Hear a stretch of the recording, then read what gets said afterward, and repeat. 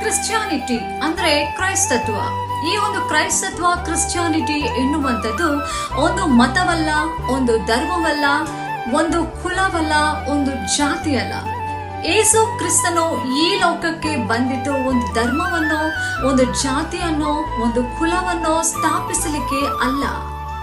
ಯೇಸು ಸ್ವಾಮಿ ಅವರು ಈ ಲೋಕಕ್ಕೆ ಮನುಷ್ಯ ಕುಮಾರನಾಗಿ ಬಂದಿದ್ದು ಹಾಳಾದಂತ ಮನುಷ್ಯರ ಜೀವನವನ್ನ ಸರಿ ಮಾಡಲು, ಪ್ರತಿ ಮನುಷ್ಯನು ಮಾನಸಾಂತರ ಪಟ್ಟು ಅವರ ಹೃದಯವನ್ನು ಬದಲಾಯಿಸಿಕೊಂಡು ಒಳ್ಳೆಯವರಾಗಿ ಜೀವಿಸಲು, ಕತ್ತಲೆಯಲ್ಲಿ ಕೊಳೆಯುತ್ತಿರ್ತಕ್ಕಂಥ ಜನರನ್ನ ಬೆಳಕಿಗೆ ತರುವುದಕ್ಕೋಸ್ಕರ, ಕಲ್ಲಿನಂತೆ ಮೊಂಡಾಗಿರುವ ನಮ್ಮ ಹೃದಯಗಳನ್ನ ಮೃದು ಮಾಡಿ ಕತ್ತಲೆಯೊಳಗಿಂದ ಜನರನ್ನ ಬೆಳಕಿಗೆ ತೆಗೆದುಕೊಂಡು ಬಂದು, ಪಾಪ ಅನ್ನುವಂತ ಕೆಸರಿನಲ್ಲಿ ಬಿದ್ದಿರ್ತಕ್ಕಂಥ ಜನರನ್ನ ಆತನು ಮೇಲಕ್ಕೆತ್ತಿ ಅವರನ್ನು ರಕ್ಷಿಸಲು, ಪ್ರತಿಯೊಬ್ಬರನ್ನು ನಿತ್ಯ ಜೀವಕ್ಕೆ ನಡೆಸಲು ಆತನು ಈ ಲೋಕಕ್ಕೆ ಬಂದನು.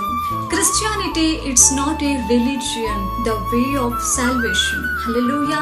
ಕ್ರಿಶ್ಚಿಯಾನಿಟಿ ಅನ್ನುವಂಥದ್ದು ಒಂದು ಮತ, ಒಂದು ಧರ್ಮ, ಒಂದು ಕುಲ ಅಲ್ಲ. ಕ್ರಿಶ್ಚಿಯಾನಿಟಿ ಅನ್ನುವಂಥದ್ದು ರಕ್ಷಣೆಯ ಒಂದು ಮಾರ್ಗ, ನಿತ್ಯತ್ವದ ಒಂದು ಮಾರ್ಗ. ಹಲ್ಲೆಲೂಯಾ. ಅಷ್ಟೇ ಹೊರತು ಇಲ್ಲಿ ಯಾವುದೇ ಒಂದು ವಿಷಯಕ್ಕೋಸ್ಕರ ದಯವಿಟ್ಟು ಕ್ರಿಶ್ಚಿಯಾನಿಟಿಯನ್ನ ಬೇರೊಂದು ವಿಷಯಕ್ಕೆ ಹೋಲಿಸಬೇಡಿ.